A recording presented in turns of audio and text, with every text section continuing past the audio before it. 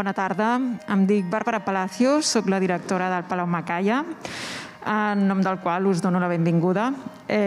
Avui donem el tret de sortida al cicle de conferències organitzat amb la Fundació Pere Tarrés, que té per títol Pobresa infantil, futurs hipotecats. El projecte s'emmarca dins la línia d'activitats iniciada enguany al Palau Macaya amb l'objectiu de mapejar l'estat de la desigualtat al nostre país per tal de debatre-hi, de reflexionar i fins i tot de plantejar possibles vies de millora. El cicle que avui encetem pretén analitzar la problemàtica de la pobresa infantil des de 3 perspectives: les polítiques i les estratègies socioeconòmiques, la salut i l'educació. La sessió d'avui abordarà la primera d'aquestes 3 dimensions i ho farà amb les aportacions de noms tan il·lustres com el d'Olga Cantó i el de Sebastià Sarassa, moderats per Natàlia Vives. Gràcies per la vostra assistència. Sense més, cedeixo la paraula a la Natàlia Vila. Gràcies. Bona tarda. Muchas gracias, Bárbara. Bueno, buenas tardes a todos y bienvenidos a este ciclo de conferencias.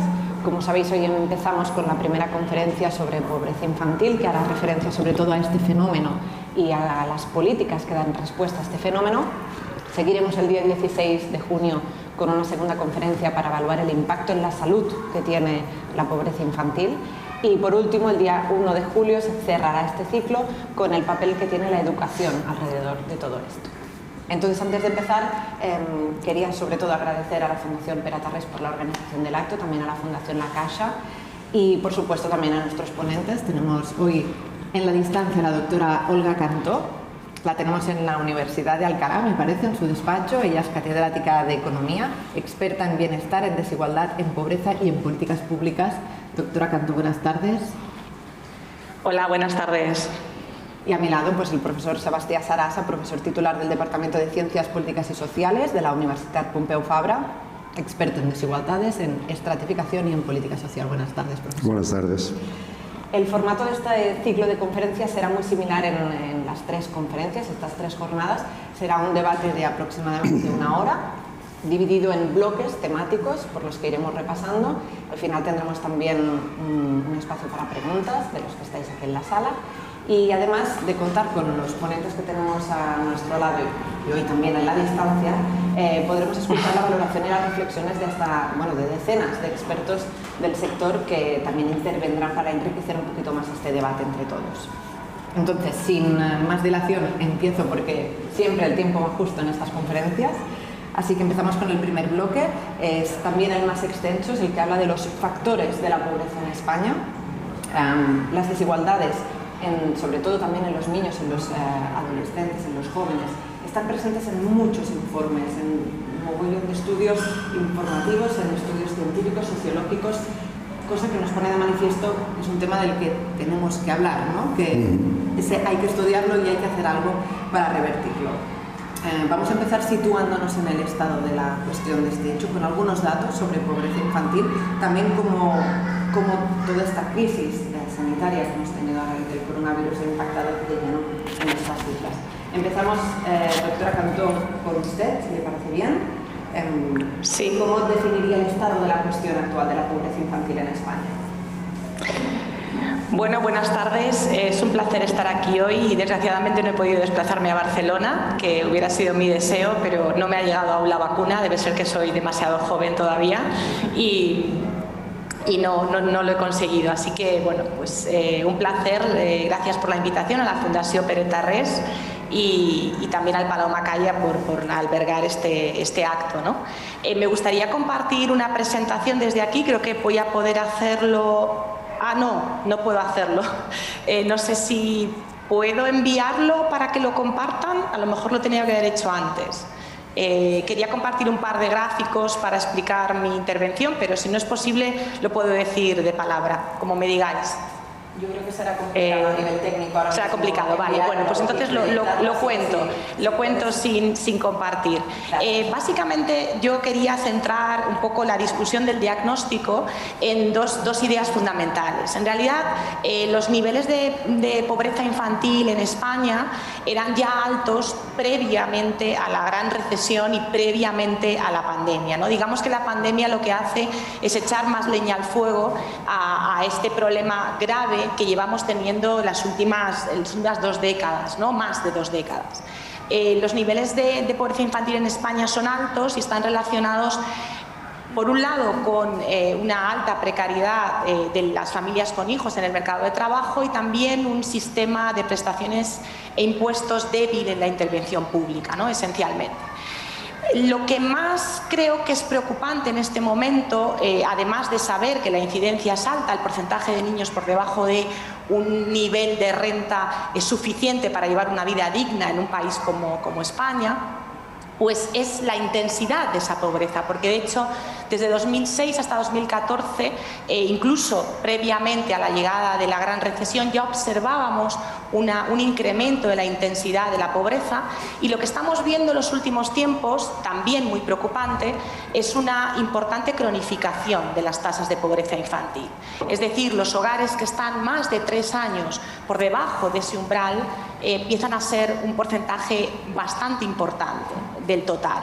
Eso en España no sucedía, de hecho no sucedía ni siquiera en los primeros años de la gran recesión, porque esa pobreza resultaba ser algo más transitoria, pero cada vez más se está cronificando. Y en ese sentido, el efecto de la pandemia, además, hemos podido observar en particular en los hogares en situación de pobreza extrema, que esa pobreza extrema, hogares sin ingresos, datos obtenidos de la encuesta de población activa, nos indican que los hogares con menores han sido más golpeados, desde luego al principio, en el segundo trimestre de 2020, y creemos que también eso se ha mantenido, de hecho, hasta finales de 2020 e incluso en este primer trimestre de 2021, lo cual no son buenas noticias. Desgraciadamente no tenemos datos de ingresos, pero ya algunos datos, incluso de CaixaBank, que han analizado el problema, nos indican que los hogares jóvenes con menores están teniendo un impacto mayor, como sería previsible en una crisis de empleo de este tipo. Pero lo que nos preocupa principalmente es que este golpe de la pandemia es más leña al fuego, como decía antes, respecto a la cronicidad de esas situaciones. Cuando esas situaciones se cronifican, es mucho más difícil que podamos curar esa cicatriz en los menores y que a futuro tengan unas oportunidades similares a las del resto de la población, ¿no? Y en ese sentido subrayaría el gran problema de la cronificación de estas situaciones. Gracias, doctora Cantó. Profesor Sagassa, ¿quiere añadir algún dato? Quizás algunos de los datos que a lo mejor Olga no ha podido exponer. Yo había traído un par de transparencias que a lo mejor van en la línea de lo que ella planteaba. Efectivamente, a ver si podemos poner ahora alguna de ellas. Efectivamente, donde está la flechita es el caso de España comparado con otros países de la OCDE y de la Unión Europea, sobre todo. Se puede ver que hay una pobreza estructural infantil en España muy elevada. Los dos datos que les muestro aquí son en 2010-2019, principio de la crisis financiera y finales del periodo de crecimiento económico que empezó en 2013, y podemos ver que la reducción que ha habido en la pobreza infantil ha sido escasa. Ha sido escasa porque ha aumentado la ocupación, de las mujeres, que esto es un elemento de las madres, que es un elemento muy importante que explica parte de la pobreza infantil en España, pero como ha dicho bien Olga, hemos pasado un periodo de devaluación interna donde han habido bajadas de salarios, aumento de la precariedad laboral, y eso ha influido mucho en que la pobreza infantil se haya visto un poco afectada por el periodo de crecimiento económico. En cuanto al efecto que haya podido tener la crisis actual sanitaria de la COVID-19, también es cierto lo que ha dicho Olga, y lo voy a corroborar con algún dato más, que a Olga seguramente le va a extrañar, porque decir esto es imposible que lo hayáis podido calcular, porque es verdad que la información que está empezando a circular ahora es la que han hecho algunas entidades financieras a partir de la evolución que están viendo de los ingresos que tienen en cuenta corriente los diferentes clientes, pero con eso no puedes hacerte una idea, puedes hacerte una idea y con la EPA de hacia dónde va el impacto que está teniendo la pérdida de empleo y la pérdida de recursos. El Instituto de Estudios Metropolitanos de Barcelona se ha embarcado en intentar experimentar con una metodología estadística para poder estimar la distribución de la renta. Se ha hecho una prueba piloto en el área metropolitana de Barcelona y en pocos días vamos a tener ya para toda España, pero efectivamente lo que hace es corroborar lo que Olga decía, es decir, la tasa de pobreza infantil en el año 2018 era del 26% en el área metropolitana, pasa al 27%, un pequeño aumento en el 19%, pero es que vemos que en el 2020 la que hemos estimado se va al 30,5%. Aumenta, pero es que lo que es relevante para mí es que si comparamos la tasa de pobreza infantil con la del resto de la población, antes de la crisis sanitaria, el riesgo de pobreza infantil era un 30% superior al de la media de la población. Ahora se ha ido al 40 y pico % por encima. Es decir, ha aumentado muchísimo más el riesgo de pobreza infantil. Viendo lo que ocurrió en el periodo de crecimiento económico 2013-2019, el poco impacto que tuvo en reducir la pobreza infantil, mucho me temo que cuando arranquemos otra vez en la actividad económica, con un poco de suerte el año que viene o finales de este, no vamos a alterar mucho lo que es el riesgo de pobreza infantil en nuestro país. Tenemos una pobreza estructural muy elevada desde hace ya muchos años y va siendo hora de que nos tomemos en serio el reto que supone disminuir este riesgo, sobre todo por las consecuencias que tiene para el futuro. El título de esta conferencia es Dimensiones de la pobreza. Aquí nos estamos focalizando en lo que es la pobreza monetaria, pero esto no mide con precisión todo el fenómeno de la pobreza. Para que se hagan una idea, además de la pobreza monetaria, tenemos otros indicadores como la privación relativa en el consumo de bienes básicos y nos podemos encontrar con datos contradictorios. Podemos encontrarnos hogares, por ejemplo, monoparentales, que no son pobres monetariamente, pero están padeciendo privaciones relativas en el consumo de bienes básicos.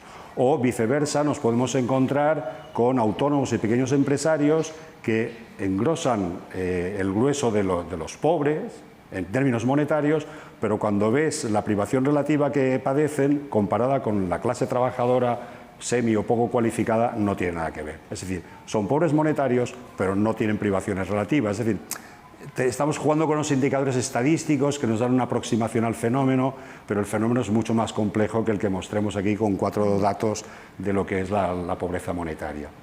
Y sobre todo, y supongo que ahondaremos más ahora a medida que avance la conferencia y en las 2 que están previstas aquí en el Palau Macaya, la pobreza es algo más que no solo el dinero, porque si no sería muy fácil de resolver. Hacemos transferencias en metálico y ya hemos resuelto el tema de la pobreza. Y no es eso solo.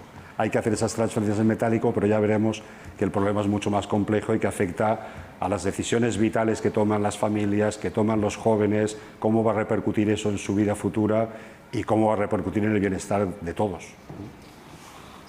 Además son datos estimados, decíais ambos, pero que aún así son realmente alarmantes, ¿no? Empiezan a despertar algunas alarmas hasta llegar al 30%. Decíamos al inicio que, aparte de los ponentes invitados, tenemos la suerte de contar con la participación de otros expertos que hemos grabado previamente. El primero al que podemos escuchar es al doctor Pau Mariclós, es profesor de la Universidad de Zaragoza, diputado en el Congreso y presidente de la Comisión de Asuntos Exteriores, es todo un experto en pobreza infantil. Él nos aproxima cuáles son los factores o las causas que justifican este aumento de los índices de pobreza en España que justamente hablabais vosotros dos. Si queréis, ponemos el vídeo. Hay 2 factores que explican fundamentalmente los altos niveles de pobreza y en particular de pobreza infantil. Un factor, una dimensión importante es el mercado de trabajo y una segunda dimensión son las políticas de bienestar. Y junto a estos hay factores adicionales que, bueno, terminan moldeando altas tasas de pobreza. El mercado de trabajo en España produce grandes niveles de desigualdad de lo que se llaman rentas primarias, que son las rentas que genera el mercado de trabajo a través de salarios o de falta de salarios en situaciones de desempleo, de remuneraciones de autónomos, de rentas de capital, etcétera. En España la desigualdad de rentas primarias ha crecido mucho como consecuencia del desempleo y ha crecido mucho como consecuencia de lo que se llama baja intensidad de empleo, que es decir, que los trabajadores empleados trabajan durante una parte limitada del tiempo que podrían trabajar, fundamentalmente como consecuencia de la precariedad, ¿no? Si a esto se le suma bajos salarios de los trabajadores precarios, pues tenemos la tormenta perfecta, ¿no? Frente a esta situación, el estado de bienestar tiene prestaciones de carácter muy poco redistributivo, es decir, existen prestaciones monetarias relativamente generosas, pero son de carácter contributivo. Solo las recibes si has cotizado. Si no has cotizado, y es una situación en que se encuentra buena parte de la población más vulnerable, recibes prestaciones muy limitadas, de baja cobertura, de baja generosidad. Es decir, que buena parte de la población más pobre, y en particular hogares con niños, no tienen protección social. A esto se le une el hecho de que en España la inversión en infancia es muy baja, en particular en prestaciones por hijo a cargo, que son un instrumento que tiene una eficacia correctora de pobreza relativamente alta en otros países, ¿no? Estas son las dimensiones fundamentales, pero junto a ello no hay que olvidar transformaciones que se han producido en los últimos años en la sociedad española que repercuten sobre la pobreza infantil. Y estoy pensando, en primer lugar, en las transformaciones de las familias. Las familias son cada vez más frágiles, las estructuras son más débiles, se rompen, producen fenómenos como la monoparentalidad, que son especialmente vulnerables, son hogares atípicos con especial vulnerabilidad frente a la adversidad social, ¿no? En segundo lugar, la inmigración. Somos un país de inmigración tardía y que ha llegado en grandes volúmenes, y son poblaciones, son colectivos muchas veces vulnerables, que carecen de redes sociales, que carecen de recursos que tienen otras familias. Y en tercer lugar, es de importancia el aumento del precio de determinados bienes absolutamente básicos, como la vivienda, ¿no? La vivienda y el acceso a la vivienda de familias jóvenes está representando una carga importante para las familias más vulnerables. El doctor Marie Closet ha hecho referencia a algunos puntos especialmente importantes. Ha hablado de transformaciones sociales, de familias muy frágiles, de procesos migratorios tardíos, de precio muy alto de los bienes básicos y también de la baja inversión en infancia. Doctora Cantó, sobre este último punto, sobre la inversión en infancia o la poca inversión en infancia, ¿en qué situación se encuentra actualmente España en relación a los países europeos? Bueno, pues estoy muy de acuerdo con el profesor Pau Mariclos en todo lo que ha dicho, y en particular en la parte que yo reseñaba al principio, precisamente de una débil intervención del Estado en cuanto a las transferencias, el sistema de transferencias e impuestos, y precisamente ahí es donde el sistema español tiene una capacidad redistributiva para las familias con menores muy limitado en el contexto europeo. El gasto en políticas familiares es prácticamente la mitad o menos que la media europea, y todo el sistema en su conjunto es menos redistributivo para las familias donde todos los miembros son menores de 40 años. En ese sentido, ligando a lo que hablaba justamente ahora el profesor Sebastián Sarasa, pues es precisamente eso, el hecho de que nuestro sistema tiene un peso contributivo muy importante y le falta desarrollar más la pata no contributiva, desde mi punto de vista, que haga que las familias más jóvenes, y que en gran medida son aquellas en las que conviven menores de 18 años, que es como lo que denominamos niño en el concepto de UNICEF, ¿no? De Naciones Unidas, digamos, pues justamente ahí es donde nuestro sistema falla. Y en este sentido, claro, como bien decía Pau Mariclos, precisamente la prestación por hijo a cargo se reformó en 2019 en la buena dirección, pero esa reforma fue limitada y el impacto fue limitado. Y en ese sentido no fue capaz de reducir la intensidad de la pobreza, desde mi punto de vista, demasiado suficiente, mejor dicho, más que demasiado suficiente. Y después esperamos el impacto del ingreso mínimo vital, esperamos que sirva de colchón para todas aquellas familias que están, sobre todo en pobreza extrema. De todos modos, me gustaría resaltar, conectando con lo que precisamente también decía Pau Mariclós, es el aumento de la vulnerabilidad. Y en ese sentido, también decir, como decía Sebastián Sarasa, que las dimensiones de la pobreza son más que estrictamente la monetaria. Yo siempre he analizado el fenómeno fundamentalmente desde el punto de vista económico, pero evidentemente las dimensiones son muchas más. Es más, aquí no estamos teniendo en cuenta dimensiones de salud, de educación, de vivienda, precisamente, ¿no? Y esos indicadores son complementarios. Lo que pasa es que en esos indicadores, específicamente en los bienes preferentes, como es el caso de la vivienda, no tanto seguramente en educación y sanidad, también estamos a la cola de Europa en cuanto al peso que supone para las familias el esfuerzo de poder pagar una vivienda en alquiler o en propiedad, ¿no? Pero volviendo a lo que decía en cuanto al cambio de las estructuras familiares, ese es un punto clave también, el incremento de la pobreza en familias monoparentales y la falta de políticas de cobertura de rentas para este grupo. Pero el incremento de vulnerabilidad querría resaltar que, digamos que las políticas públicas que en este momento se están diseñando, como el ingreso mínimo vital, están muy centradas en el 10% más pobre. Desde mi punto de vista, tenemos que buscar políticas que también se focalicen o que busquen la mejora de las clases medias bajas, que están ligeramente más arriba en esa distribución de renta. Y en ese sentido creo que el gran impacto de la gran recesión previa a la pandemia fue precisamente la pérdida de rentas de las clases medias bajas, que es el grupo social que sustenta la cohesión social en la mayor parte de los países europeos con menos desigualdad. Y en ese sentido creo que ese incremento de vulnerabilidad desde la clase media baja que se desliza hacia la clase baja, digamos, es muy importante que lo tengamos en cuenta, porque además de cubrir, por supuesto, a los que están en peor situación económica, con dificultades incluso para poder comer en un país como España, es que además tenemos una vulnerabilidad extendida hasta niveles de renta, niveles de distribución de renta que incluso podrían llegar hasta la mediana, digamos, hasta el 50% de la población. Los niveles de precariedad, de falta de horas de trabajo, sobre todo, más que de salario hora, sobre todo el número de horas de trabajo, la precariedad se ha trasladado desde esa temporalidad que sigue existiendo, se ha sumado la parcialidad, la falta de horas de empleo, ¿no?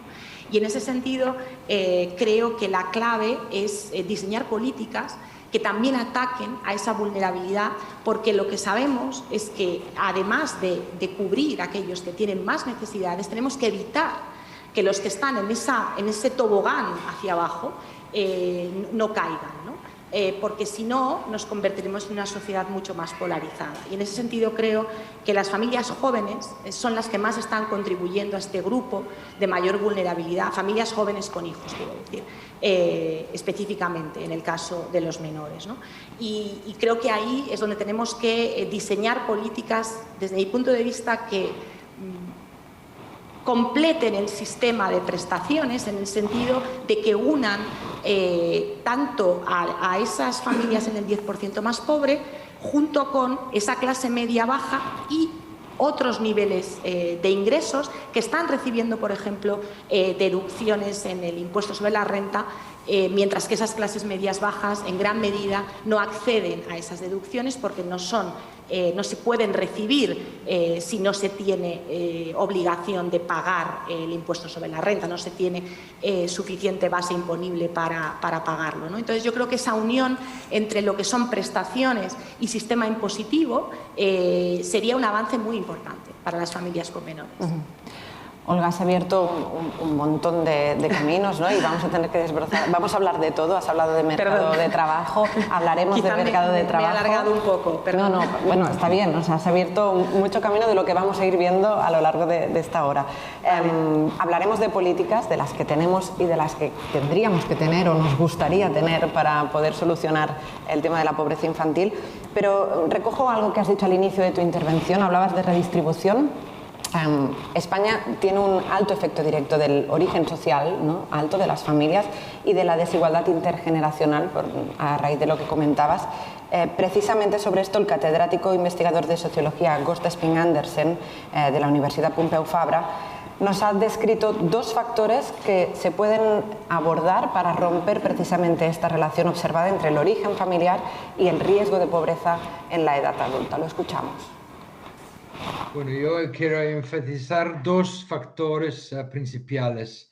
Primero, tiene que ver con la distribución de la renta en el país y sobre todo el nivel de pobreza económica. Porque el más desiguales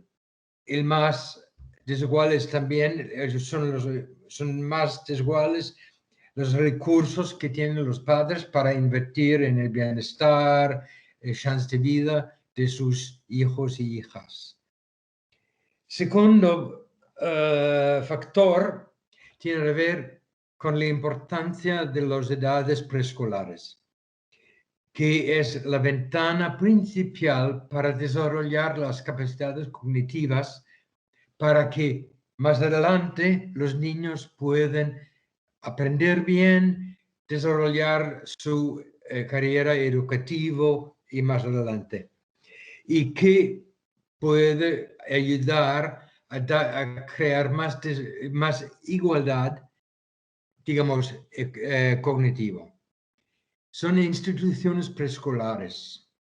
En España, el P3 hasta el P6 tiene un ratio de un pedagogo por unos 25 niños. Esto es muy mala calidad. Es decir, que el pedagogo no tiene ninguna capacidad de ayudar a los niños que necesitan más ayuda y más estímulos. Las reglas de calidad dicen que en esa franja de edad, 3 a 6, debe ser un pedagogo para 8 o máximo 10 niños. Es decir, más de la edad que ahora es el caso en España. Idealmente, 1 a 6 sería ideal. Acceso a recursos económicos para poder criar a los hijos y educación preescolar de calidad. No sé si estás de acuerdo, y Sebastián, y si hay algún otro aspecto que tú destacarías para poder reducir esta pobreza heredada, ¿no?, de la familia. Sí, estoy de acuerdo. Lo que ocurre es que hay que matizar más cosas. A ver, es cierto que España, Italia, el sur de Europa, junto con Reino Unido y Estados Unidos, somos de los países donde hay menos movilidad social interclasista. Estados Unidos, a pesar de que tiene fama de que uno puede llegar allí vendiendo periódicos y convertirse en presidente de Estados Unidos, es uno de los países más rígidos que hay en cuanto a movilidad. Tienen mucha mayor movilidad los países escandinavos, Alemania o Francia, por ejemplo, que no Estados Unidos. ¿Qué es lo que explica esa movilidad? En buena medida es el diseño institucional que hay de los sistemas educativos y de los sistemas de protección social. Hoy en día, en las economías en las que nos movemos, la educación es un factor fundamental para tener éxito en el mercado de trabajo. Sin embargo, España tiene unas tasas de abandono escolar y de fracaso escolar de las más elevadas de la Unión Europea. Tiene unas tasas de lo que vulgarmente conocemos con el argot de ninis, ¿no?, que ni trabajan ni estudian, de las más altas de la Unión Europea también. No es un escenario nada alentador, y eso lo que hace es que se autorreproduzca la pobreza y entonces la herencia de clase se transmita de padres a hijos. ¿Cómo se puede evitar, o cómo han hecho estos países del norte de Europa para evitar o para reducir esa herencia de clase? Por descontado, el dinero cuenta. Es decir, en el momento que una familia tiene que decidir si su hijo o hija adolescente al acabar la ESO va a continuar estudiando BUP o no, o llegará a la universidad o no, tiene que ver con los recursos que hay en el hogar, si se puede pagar eso y si no hace falta una persona que traiga más dinero a la casa, con lo cual al joven se le dice mejor que busques la vida y traigas dinero que no que gastemos dinero con tu educación. Si el sistema educativo no ofrece un sistema de becas que a estos jóvenes les permita no trabajar y continuar estudiando, obviamente tenemos un problema para que realmente los descendientes de las clases más humildes puedan progresar en el sistema educativo. Pero ese no es solo el problema, no es el único. Y al que hace referencia el profesor Sping Andersen, hace referencia al desarrollo de las habilidades cognitivas. Es decir, hay estudios donde se demuestra que las credenciales educativas explican mucho de la desigualdad de ingresos entre individuos en los primeros años de vida laboral. Pero una vez que empiezan las carreras laborales, lo que realmente despega a lo que podríamos llamar los triunfadores de los que no triunfan, tiene que ver sobre todo con las habilidades cognitivas. Y las habilidades cognitivas se desarrollan sobre todo en los primeros años de la infancia. De 0 a 3 años. ¿No? Exacto, de 0 a 3 años. Preescolar, como decía. Preescolar. En este caso, entonces es importante que esos niños que en el hogar no van a encontrar los estímulos cognitivos necesarios en pensamiento abstracto, en vocabulario, en formas de razonar y tal, alguien les transfiera esos conocimientos para que cuando se integren en la educación reglada, aquello no sea un mundo de territorio comanche que no entiendan absolutamente nada y se queden desbancados, sean los tontos de la clase, con lo cual luego no tengan ningún tipo de motivación para continuar estudiando, puesto que han asumido que son los tontos. Y entonces, seguramente en próximas conferencias hablaremos del fracaso escolar. Exacto, ¿no? el fracaso escolar y se entra de eso. El problema que hay es que la educación preescolar demuestra ser muy eficaz, pero si no hay continuidad en la calidad del sistema educativo posterior, eso se diluye. Y eso está pasando en nuestro país. Aquí lo que pueden ver es de un estudio longitudinal que se hizo aquí en Cataluña con estudiantes de ESO. Se calculó la probabilidad de que continuaran en el bachillerato en función de si habían tenido educación preescolar o no habían tenido preescolar. Estas barras que vemos aquí es el aumento, no exactamente de probabilidad, pero para no complicarnos la vida vamos a hablar de probabilidad, de que estudien bachillerato respecto a un niño de sus mismas condiciones que no hubiera estado preescolarizado de 0 a 3. Podemos ver que el efecto es positivo para todos los estratos de renta, que las barras de diferentes colores, las de la izquierda es renta alta, renta media, renta baja, y si las madres tenían graduación universitaria, tenían formación profesional o una educación básica. Es decir, a todos ellos les influyó positivamente el hecho de haber sido preescolarizados para que continuaran estudiando. Pero ¿qué es lo que nos llama la atención de esta gráfica? Nos llama la atención de que en los que son de rentas más bajas y los que son de madres con menor nivel cultural, el efecto es menor. ¿Por qué el efecto es menor? Bueno, pues pueden haber diferentes respuestas. Una, que la interacción con las familias todavía esté pesando mucho. La otra, el tema de los costes económicos. Está jugando también. No hay suficientes becas, hay que buscarse la vida y mucha gente decide no continuar el bachillerato. Pero otro elemento importante a tener en cuenta es que quizás la calidad de las escuelas, de los centros de preescolar a los que fueron, eran diferentes en función de la renta, con lo cual, y en función de los estudios de los padres, con lo cual ahí se nota un efecto. Y el otro efecto que es esperable que ocurra es que, como ya entraréis luego en la siguiente jornada del sistema educativo, el sistema educativo español no es precisamente muy igualitario. Existe una segregación escolar que separa clases medias de clases trabajadoras, etcétera, etcétera, y que eso lo que hace luego es diluir el efecto que ha tenido la preescolarización en los 2 primeros años de vida. Es decir, tiene un efecto positivo, pero si no cuidamos luego la continuidad en el sistema educativo, ese efecto se diluye. Y cuando esos chavales llegan a los 16 años, continúan teniendo el impacto positivo de la preescolarización, pero ya muy amortiguado en las clases más humildes.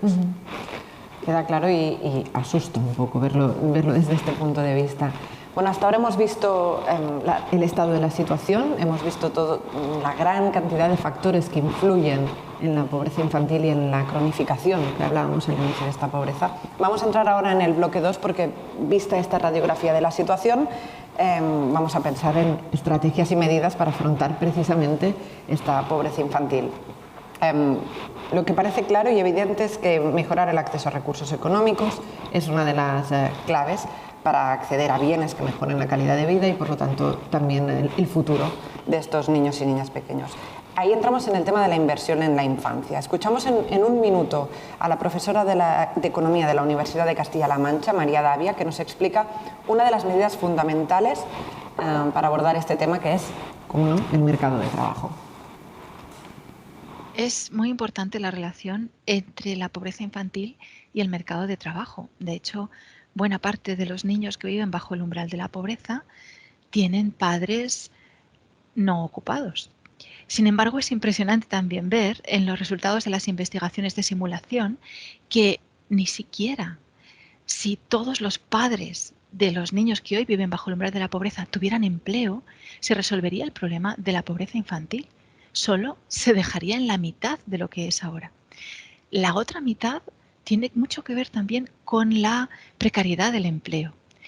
Por lo tanto, las medidas a llevar a cabo en el mercado de trabajo no son solo de políticas activas para encauzar a las personas hacia el empleo a través de políticas como la formación y la intermediación, que suelen ser las que mejor funcionan, sobre todo si van juntas, sino también una lucha contra la precariedad del empleo a través de la normativa, tratando de luchar contra esa cultura de la temporalidad que está muy arraigada, pero también aportando y apoyando al sistema productivo, al tejido productivo, para que se traslade hacia sectores de mayor valor añadido, que son los que podrán tirar también a su vez de la calidad del empleo.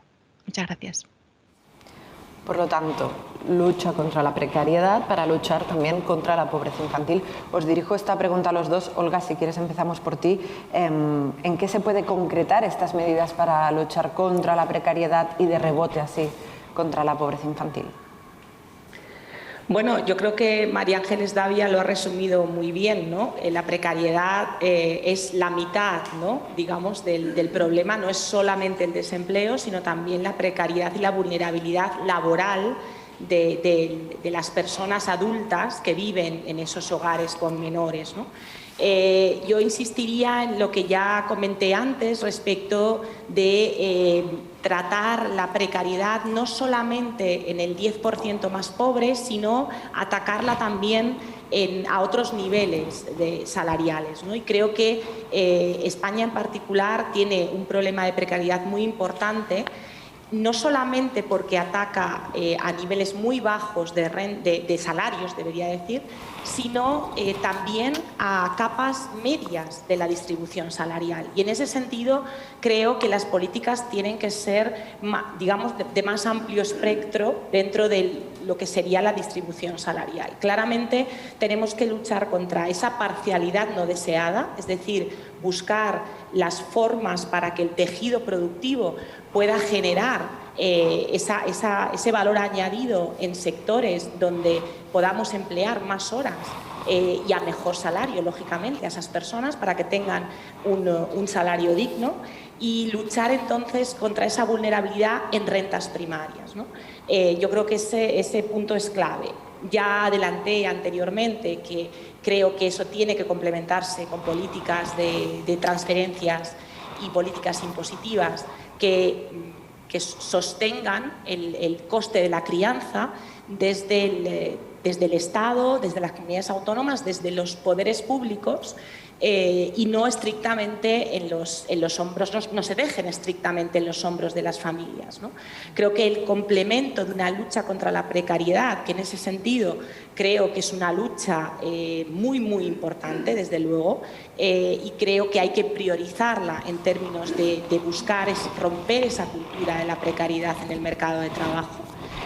Tanto en la oferta de puestos de trabajo, buscando financiar aquellos sectores que realmente generan un valor añadido importante y tratando de limitar la extensión de aquellas áreas donde no competimos especialmente bien, ¿no?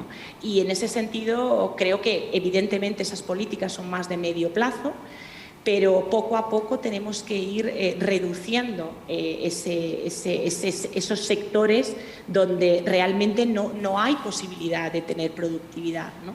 Y de esa manera yo creo que es la única forma de cambiar las rentas primarias.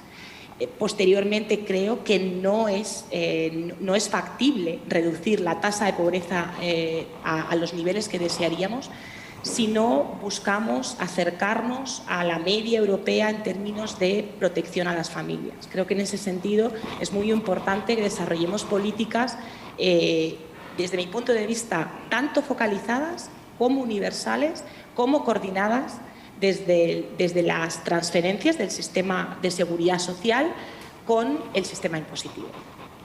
Sebastián, ¿alguna idea a añadir? Estoy totalmente de acuerdo con lo que decía la profesora Dávila y la profesora Cantó. Yo quizás añadiría un comentario. Las dos habéis comentado que es necesario un cambio de modelo productivo, ir hacia actividades de mayor valor añadido que permitan pagar mejores salarios.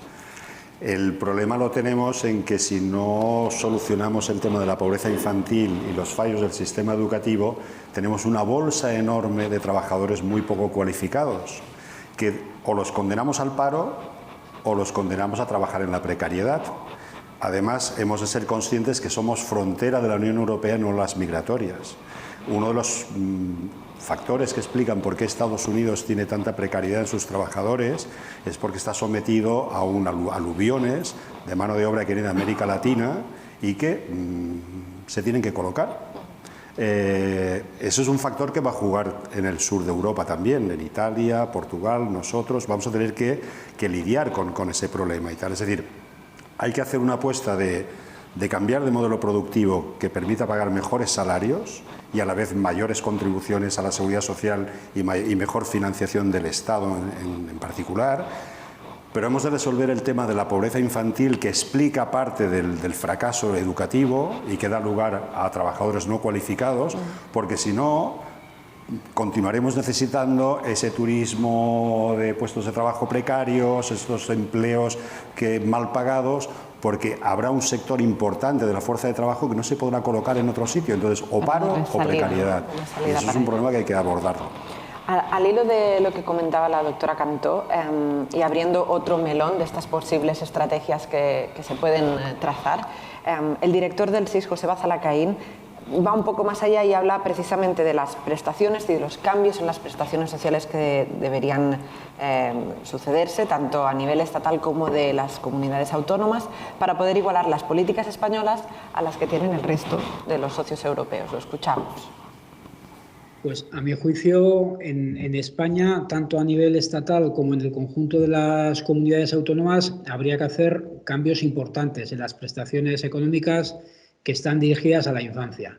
Y yo creo que habría que hacer una serie de cambios que pueden parecer contradictorios entre sí, pero que en realidad no lo son. Habría que, por una parte, al igual que hacen muchos países de Europa, crear una prestación universal por hijo a cargo, una prestación que cobren todas las familias que tienen hijos a cargo, independientemente de que tengan mucha, poca o alguna renta.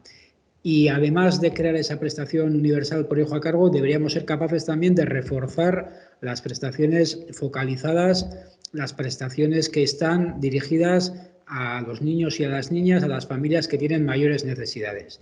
La mayor parte de los países de nuestro entorno o los países que tienen políticas de infancia y políticas de familia y políticas contra la pobreza infantil más potentes combinan las dos aproximaciones, una aproximación universal para todas las familias con hijos y todas las familias con hijas y una aproximación selectiva en la que se ayuda más o se ayuda de forma más intensa a las familias con más necesidades.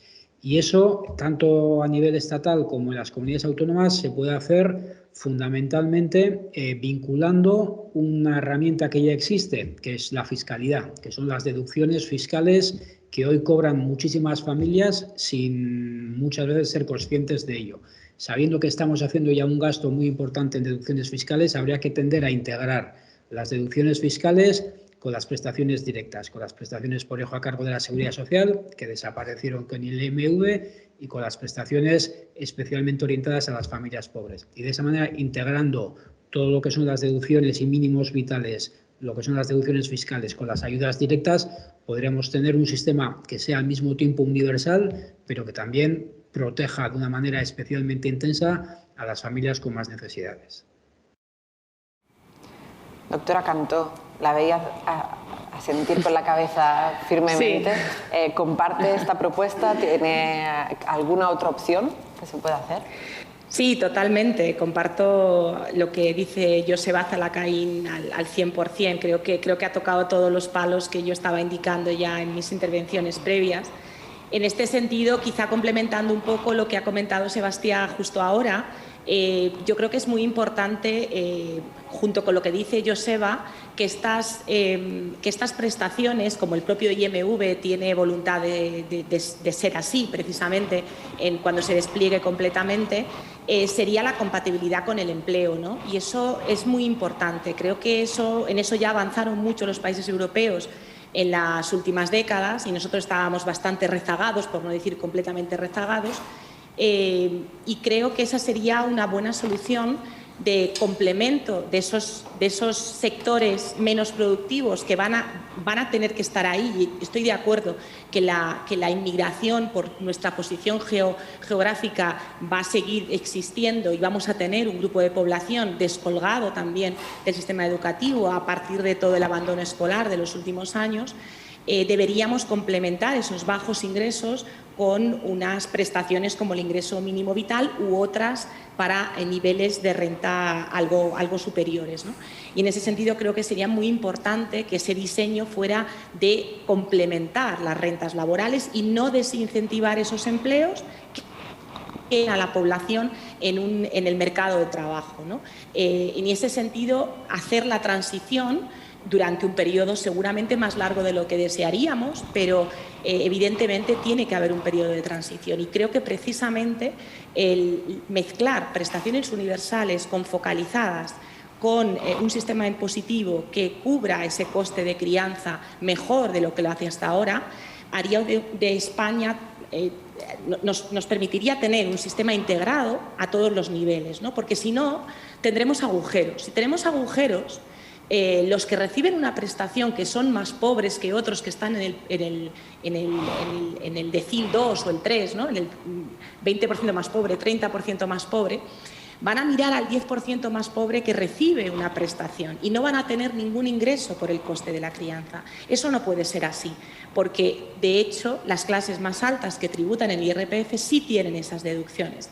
No muy grandes, pero las tienen. Y en ese sentido, yo creo que tenemos que buscar un sistema que convenza a la población de que no está beneficiando ni a las clases altas ni a las más bajas y resulta que a la clase media no, y eso busca convencimiento también político, ¿no? Y en ese sentido yo creo que tenemos que ser muy cuidadosos en montar un sistema justo y en ese sentido que mezcle la universalidad con el sentido de cubrir el coste de crianza, junto con la focalización para aquellos colectivos con más necesidades económicas y en ese sentido complementar los dos sistemas, el sistema de prestaciones e impuestos, como ya ha subrayado Joseba, creo que es clave. Y que sean prestaciones que se puedan recibir complementariamente con ingresos laborales.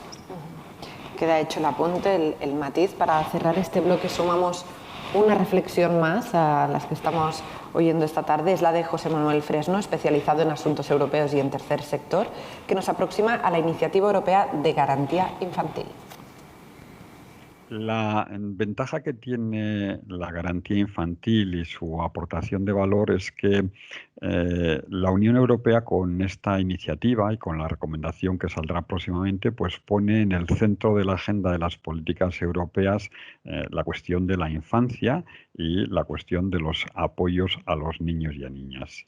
Y en concreto también, pues lo que hace es focalizar bien, por una parte, los grupos de población en los cuales hay que centrarse preferentemente, que son niños y niñas que viven en familias que tienen condiciones de vida precarias y también determinados grupos que sufren más la pobreza y la discriminación, como pueden ser niños y niñas migrantes o de minorías étnicas como la población gitana o también discapacitados, etc.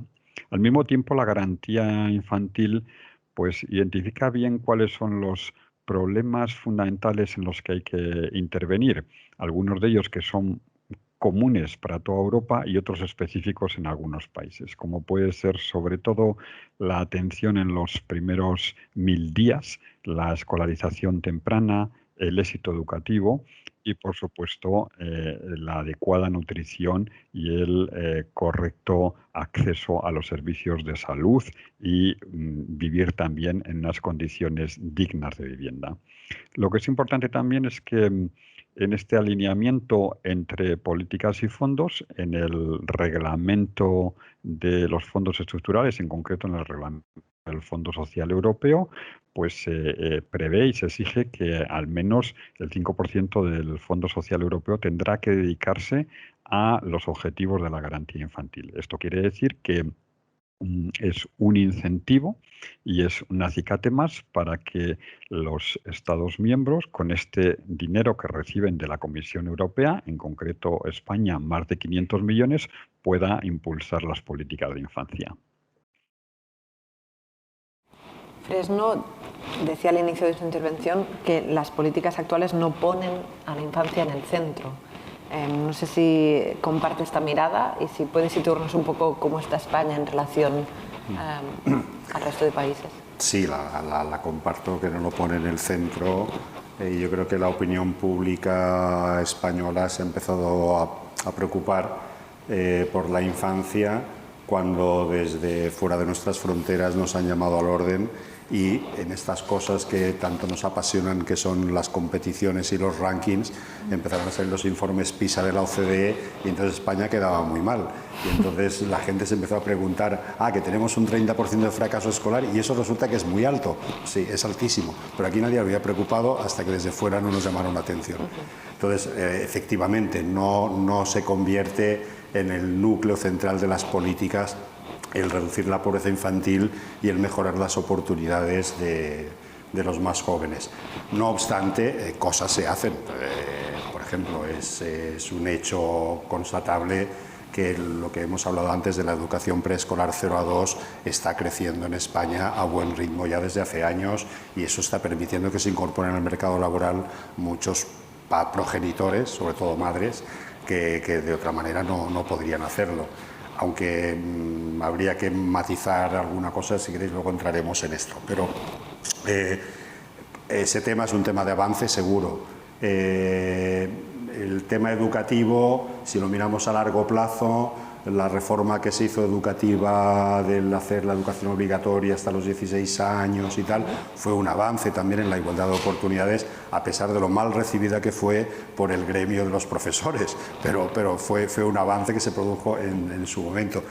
Pero el sistema educativo español tiene déficits serios, muy graves, que se tienen que corregir. En el tema de salud, hombre, disponemos de un sistema universal de atención sanitaria que no todos los países europeos tienen y que yo creo que eso es un elemento también importante que favorece mucho a la infancia. El tema vivienda no, el tema vivienda es un suspenso garrafal, muy fuerte, donde no estamos dando respuesta a una necesidad muy grande que hay, donde las parejas jóvenes que están viviendo de alquiler dedican más del 40% de su presupuesto solo a pagar la vivienda. Luego tienes que pagar la energía, la luz, el agua, el gas, el transporte y luego, si tienes niños, la cosa queda muy ajustada. Y con el tema de la educación preescolar, volviendo otra vez al tema este, hay un tema también que se tendría que ver y es que, aunque demos dinero, en la garantía europea vendrá una inyección de fondos al país. El tema está en ver cómo se emplea. Sería, desde mi punto de vista, no muy positivo que se diera todo o buena parte del dinero a acciones focalizadas. Yo creo que hay reformas institucionales muy grandes que hay que hacer en este país, y que no vale con contentarnos de que ahora que nos han dado dinero pues vamos a hacer atención focalizada a colectivos vulnerables, que este está en mayor necesidad que el otro, y depende del lobby que haga cada grupo pues podrá ir hacia un punto o hacia el otro. En el tema de la educación preescolar, por ejemplo, el tema de educación preescolar, hay una tesis doctoral que se hizo aquí en la Universidad Autónoma que demuestra muy claramente cómo a pesar de que hay ayudas a determinados colectivos muy necesitados, la educación preescolar, incluso siendo pública, cobra unos honorarios, cobra por los servicios.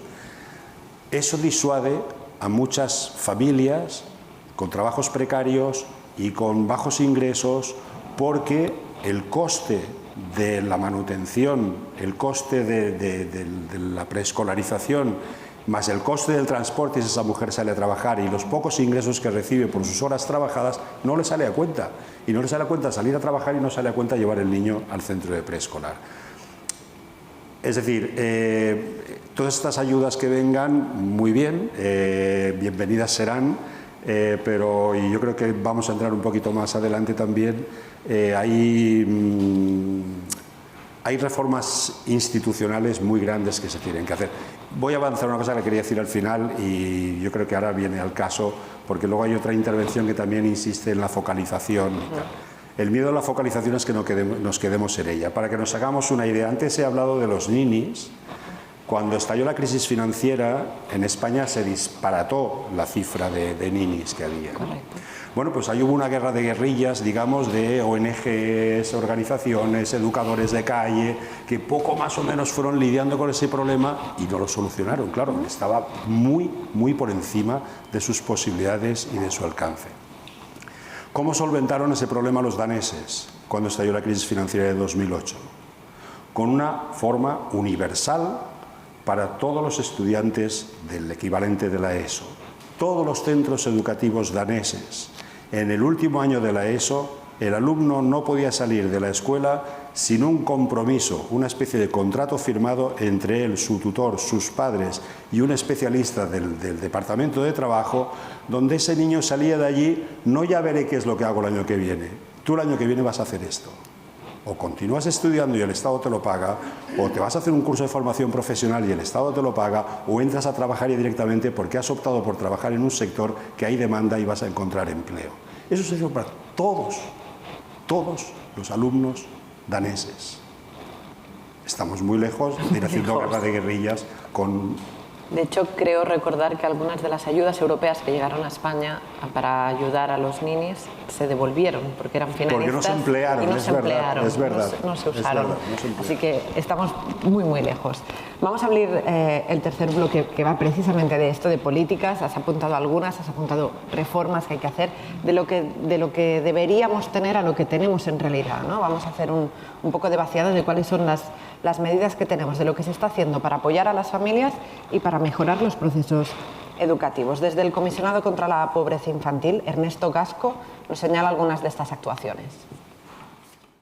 Bueno, desde el Alto Comisionado de la Lucha contra la Pobreza Infantil de España hemos trabajado en 4 grandes ejes.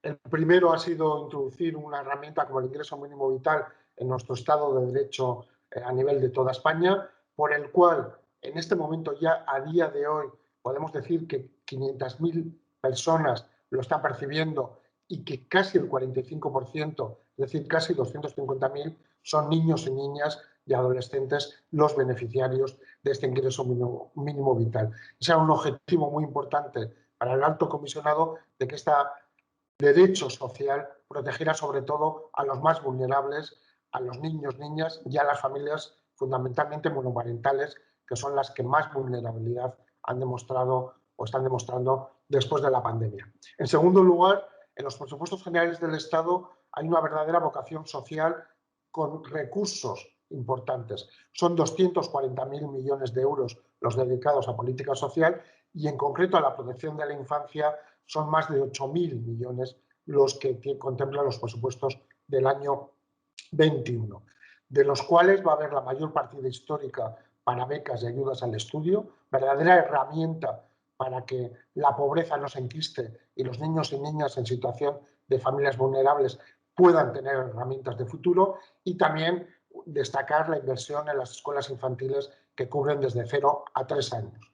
También desde el Alto Comisionado hemos hecho un trabajo importante, unido a la presidencia del Gobierno de Pedro Sánchez, para que la Unión Europea contemple las políticas de lucha contra la pobreza infantil con recursos propios y destinados con ese objetivo y esa finalidad.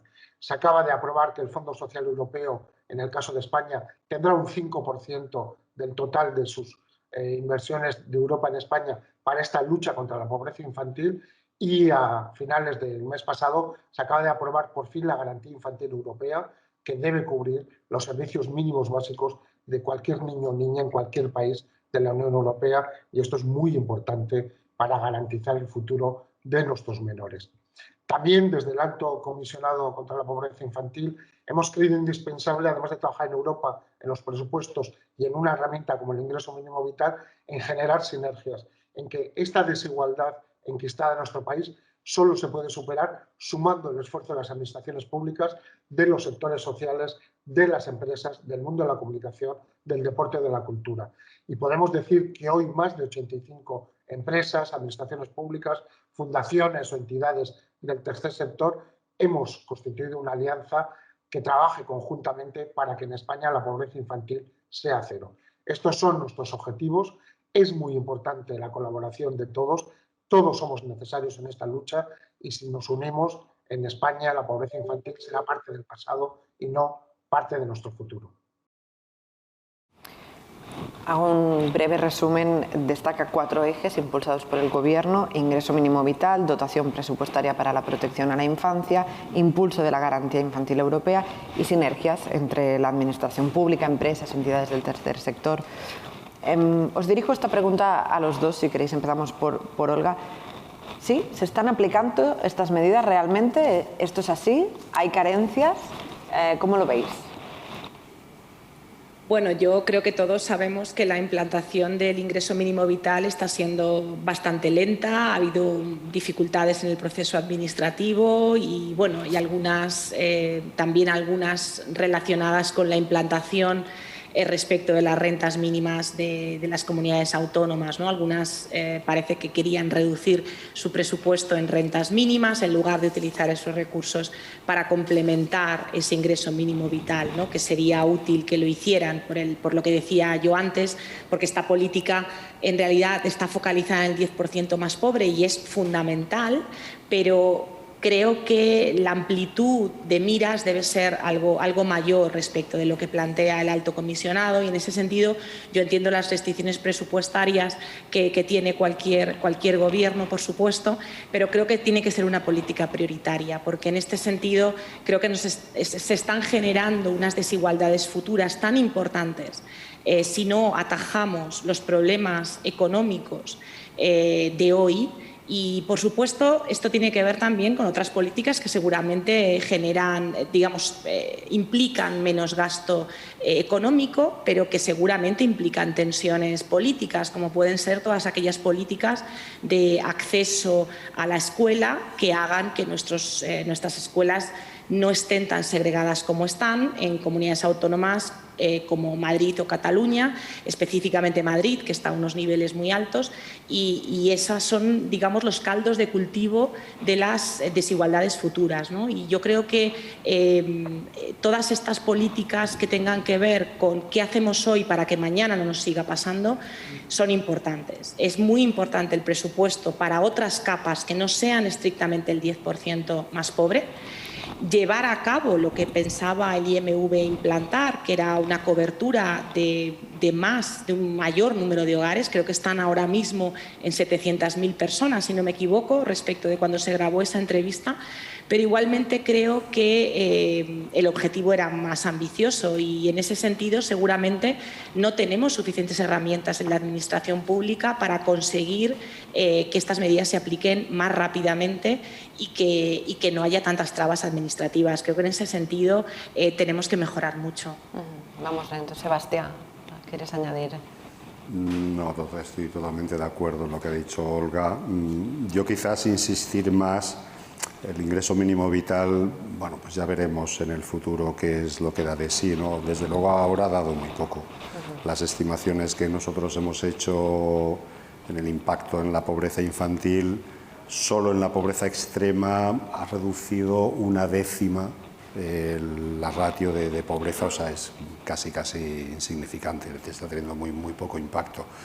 Yo creo mucho más interesante lo que Zalacaín planteaba, y Olga también lo ha planteado, el hecho de que haya una prestación universal por hijo, que a ver, en el caso en España que reciban prestaciones de infancia o familia, me parece que están en torno al 15-16% de los niños menores de 16 años, ¿no? En Alemania, Irlanda, Francia, Dinamarca lo cubren el 100%. 100%, o sea, dan prestaciones universales a todos los menores de edad. Da igual la renta de la familia. Da igual la renta. Pero es que en cuanto a pobreza extrema, estos países sacan de la pobreza extrema a todos los niños. Es decir, no hay niños en situación de pobreza extrema en el norte de Europa. Nosotros sacamos de la pobreza extrema, después de todo tipo de transferencias, incluyendo las de los abuelos si los hay, a un 30% de los niños que están en situación de pobreza extrema. En el norte de Europa sacan al 100%. El ingreso mínimo vital está bien, pero si lo que nos preocupa es la pobreza infantil, demos una prestación universal por hijo que permita costear la vivencia del niño de manera adecuada. Políticas específicas, ¿no?, para la infancia. Una de estas políticas concretas, una de estas concreciones nos las ofrece también Georgina Oliva, ella es hasta ahora secretaria de Infancia, Adolescencia y Juventud de la Generalitat de Cataluña. Ella se centra en el caso catalán y nos explica cómo son los servicios de intervención socioeducativa no residencial para menores y jóvenes en riesgo de exclusión. Los servicios de intervención socioeducativa que hay en Cataluña y que se están desplegando por todo el territorio cuentan con una financiación de más de 24 millones por las distintas administraciones y son un elemento clave para poder combatir la pobreza infantil, porque no solo trabajan con esas familias, no solo trabajan con estos niños y niñas, sino que también trabajan con el entorno. No existen niños y niñas pobres, lo que existe son niños y niñas que viven en un entorno empobrecido. Por lo tanto, los servicios de intervención socioeducativa sobre todo tienen dos finalidades muy importantes: apoderar, capacitar, acompañar a las familias y sobre todo poder detectar esas necesidades básicas que no están cubiertas y que pueden llevar a una situación de pobreza infantil. Los servicios de intervención socioeducativa están arraigados al territorio, por lo tanto, conocen el entorno, trabajan en red con todos los servicios, desde pediatría o las escuelas o las actividades de ocio que pueda haber en ese barrio, en ese pueblo, en esa ciudad, y sobre todo tienen esta mirada absolutamente integral de poner en el centro a los niños y a las niñas. Los servicios de intervención socioeducativa trabajan básicamente con tres grupos. Uno primero que sería la pequeña infancia y sus familias para capacitar en el cuidado, para apoderar en estos vínculos nuevos que se están creando cuando hay un niño pequeñito, en la detección evidentemente de necesidades. También se trabajan con los adolescentes, sobre todo en tres aspectos: integración, intentar evitar que haya un abandono prematuro de la escolarización o de la formación y sobre todo lo que es la prevención de conductas de riesgo, pero básicamente los servicios de intervención socioeducativa van dirigidos a las niñas y a los niños de entre más o menos 6 y 15 años para poder trabajar esos aspectos absolutamente capitales para hacer frente a la pobreza infantil. La cobertura de las necesidades básicas, por lo tanto, alimentación y detección de otras carencias y derivación a servicios sociales, el trabajo de refuerzo escolar, ¿no?, ese acompañamiento a la escuela para garantizar que también ese nivel educativo pueda abrir puertas a este niño o a esta niña, el ocio saludable, el deporte, la cultura y la socialización. Son aspectos absolutamente imprescindibles también para poder combatir la pobreza infantil y, por lo tanto, el gran objetivo de los servicios de intervención socioeducativa es garantizar la igualdad de oportunidades para todas las niñas de nuestra sociedad y no dejar a ninguna atrás. Claro, la importancia del entorno, otra vez, ¿no? Ojo, porque Oliva habla de no hay niños pobres, ¿no? Sino niños que viven en entornos empobrecidos. Por lo tanto, volvemos un poquito a lo que comentabais Olga y Sebastián al inicio, ¿no? La redistribución de esta riqueza, cómo debe ser para que llegue a los más pequeños y podamos erradicar desde ahí abajo la pobreza infantil. No sé qué pensáis de todas estas medidas que ha expuesto Oliva. ¿Creéis que estos recursos ayudan, facilitan, pueden ayudar a minimizar la pobreza infantil? Olga, empezamos por ti. Sí, por supuesto. Yo creo que la atención de cercanía, desde luego, es fundamental, y yo creo que todo lo que ha comentado es clave para el desarrollo de la infancia que tiene una situación complicada. Debo decir que, evidentemente, este tipo de políticas son clave, pero necesitan también de un apoyo de recursos para la familia más importante. Es decir, como subrayábamos antes, todo esto es necesario hacerlo, pero además tenemos que tener un sistema que apoye más la situación económica de la familia para que esto realmente sea mucho más eficaz. Eso es yo lo que diría. Ni mucho menos creo que sea poco importante, es muy importante. No solo podemos hacer una transferencia económica y olvidarnos de todo lo que rodea a una situación de pobreza, de familias muy empobrecidas y con serias dificultades de desarrollo personal y social, pero desde luego creo que hay que acompañarlo de unas posibilidades económicas y de bienes preferentes, como son, como decíamos antes, salud, educación y vivienda. Sebastián. Sí, estoy de acuerdo. Quizás enfatizaría un poco más que este tipo de programas pueden entrar bien en lo que yo llamaba antes la guerra de guerrillas, ¿no? No es la guerra en serio contra la pobreza, es ir actuando, intentando localizar población vulnerable, no llegarás a toda, localizarás a algunos. ¿Son parches? Son parches. Tus propios trabajadores son vulnerables. O sea, tus propios trabajadores que estás utilizando para hacer estos programas los tienes en condiciones de contratos precarios, mal pagados y con inseguridad. Es necesario que se haga y se tienen que abocar más recursos para que eso se haga mejor.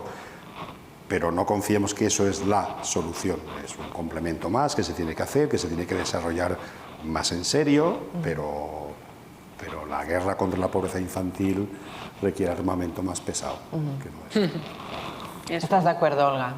Sí, vas diciendo estoy que de acuerdo, sí, estoy muy de acuerdo. Yo simplemente decir aquí, porque tengo aquí los números que no os puedo enseñar, una política universal media, que son 100 euros mensuales, en España no tributable costaría 10.000 millones y si fuera tributable costaría 8.500. Eso es lo que cuesta una prestación universal por hijo. Entonces, a partir de ahí, otras políticas focalizadas como el ingreso mínimo vital, que debe estar creo que sobre los 4 o 5.000 millones. Bueno, esos son los números en términos económicos. Estamos dispuestos a gastar esos 10.000 millones en tratar de que el coste de la crianza no repose sobre los hombros, sobre todo de familias con tantas necesidades, pero también de toda la población, ¿no? Y hacer una política que realmente tenga en cuenta que las familias, que los niños crecen en familias y que esas familias nos van a generar el país que tengamos dentro de 20 años. Ahí queda ese toque, ese aviso al gobierno. Sí, ¿no? quería simplemente poner algún número más. Para puntualizando. Vamos cerrando ya la jornada de hoy. No podemos terminar este ciclo de conferencias sin dar voz a los protagonistas, ¿no? Por lo tanto, a los jóvenes, a los niños, a los adolescentes. Queremos escuchar esta vez lo que tienen que decirnos, sus reflexiones, a los adolescentes de la Fundación Mariano. Desde el CASAL creemos y opinamos que el gobierno debería trabajar con muchos aspectos relacionados con la pobreza infantil y desigualdades que encontramos en el día a día. Algunas como viviendas caras y pequeñas, también precio de la ropa y alimentación, ya que mucha gente pide en bancos de alimentos para sobrevivir. Creemos que el gobierno debería estudiar y destinar el dinero en aquello que más lo necesita.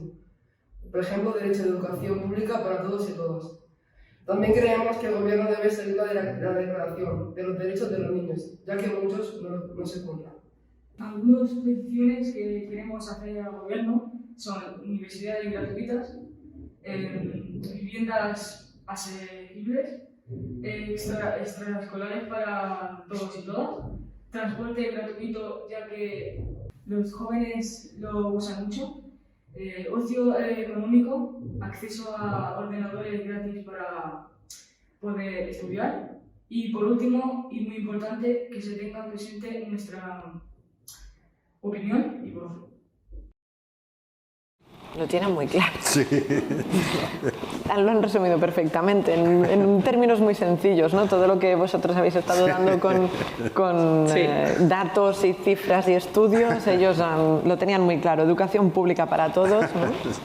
Viviendas asequibles, transporte barato porque lo usan mucho y ordenadores gratis para poder estudiar. Tampoco piden tanto, me parece a mí, o piden algo tan descabellado, ¿no? Creo que tienen muy claro cuáles son los problemas de futuro que se les avecinan, ¿no? Esos futuros hipotecados de los que habla estas jornadas. Para cerrar, a modo de conclusión, me gustaría repasar algunos de los puntos que habéis ido tocando, Olga y Sebastián.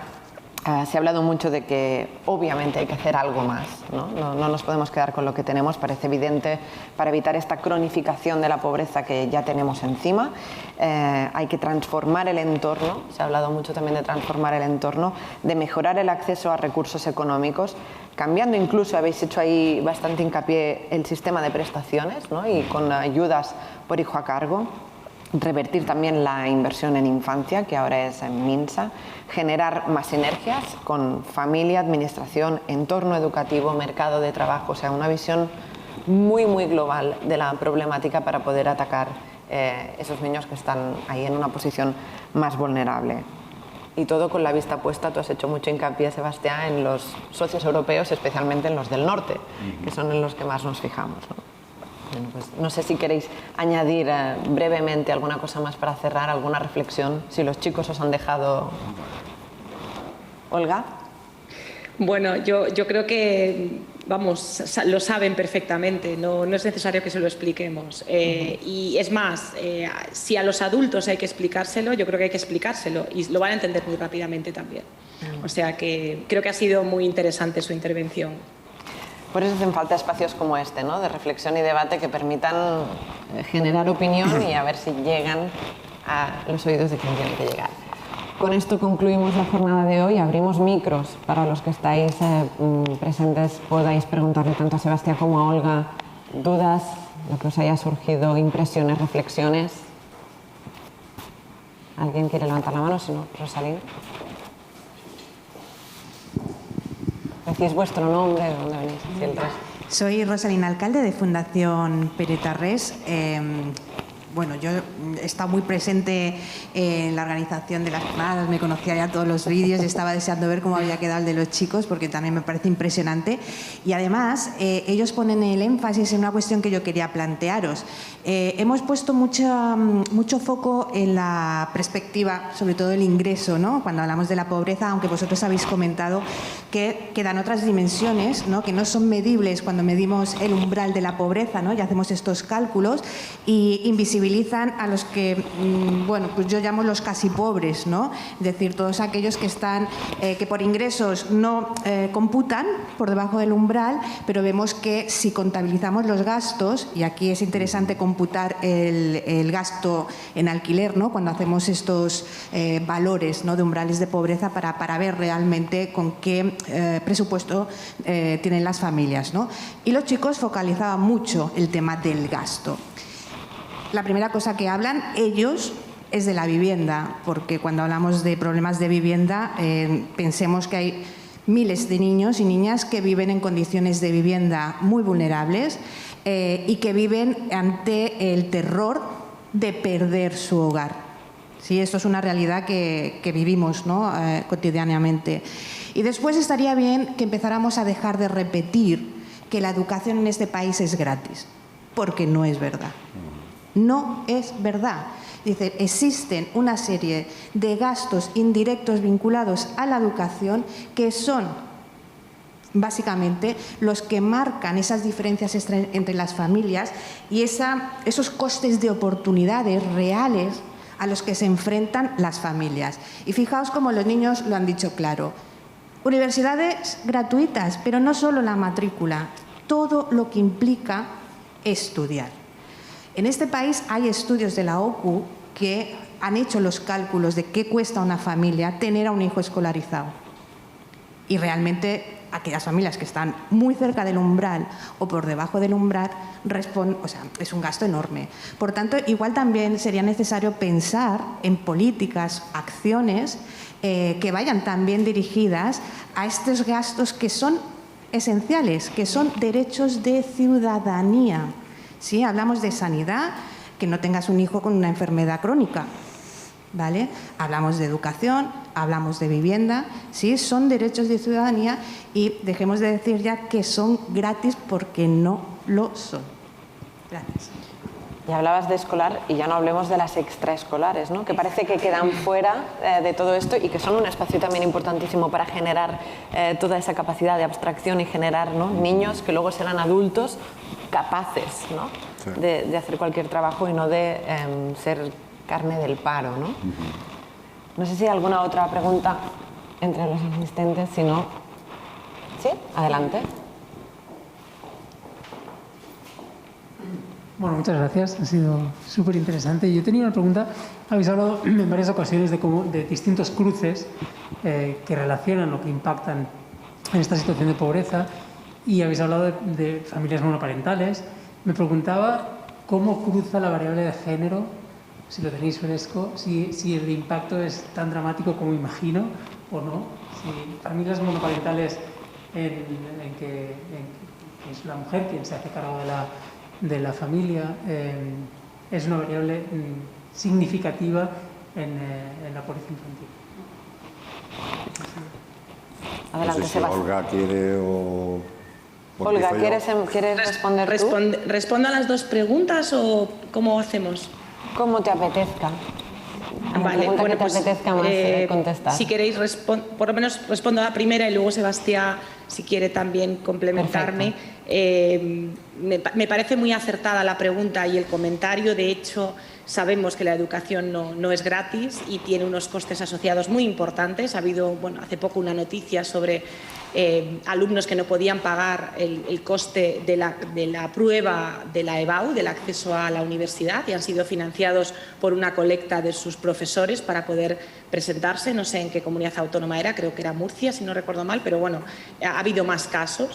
Y en ese sentido, el trabajo que hicimos para analizar las necesidades sociales y donde miramos específicamente los gastos educativos de las familias, vimos claramente cómo en los últimos años los quintiles más altos estaban dedicando una parte muy significativa de su presupuesto al gasto en educación, cada vez mayor cantidad, y esto no estaba sucediendo ni en el quintil 1 ni en el quintil 2 y se estaban destacando sobre todo los quintiles 4 y 5, es decir, el 40% más rico, ¿no?, frente al 60% más pobre. Esto es un indicador que debemos seguir en el tiempo y creo que es muy preocupante. Y en eso estoy completamente de acuerdo con no recuerdo el nombre de la persona de la Fundación Pere Tarrés, me parece Rosalina. Que era, pero...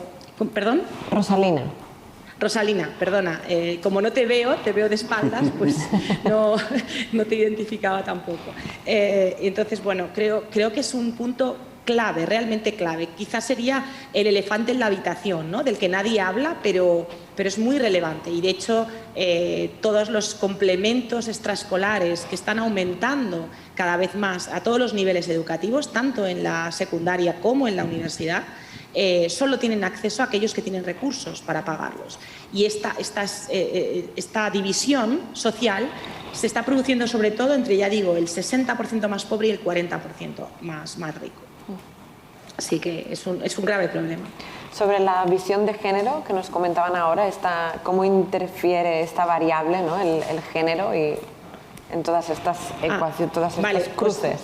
Pues, respondiendo a la segunda pregunta, no tengo los números en la cabeza de la tasa de pobreza por género, pero esencialmente el 80% de estas familias monoparentales son monomarentales, es decir, si su tasa de pobreza es del 50% prácticamente o 40 y muchos %, pues evidentemente hay una diferencia de género importante, ¿no?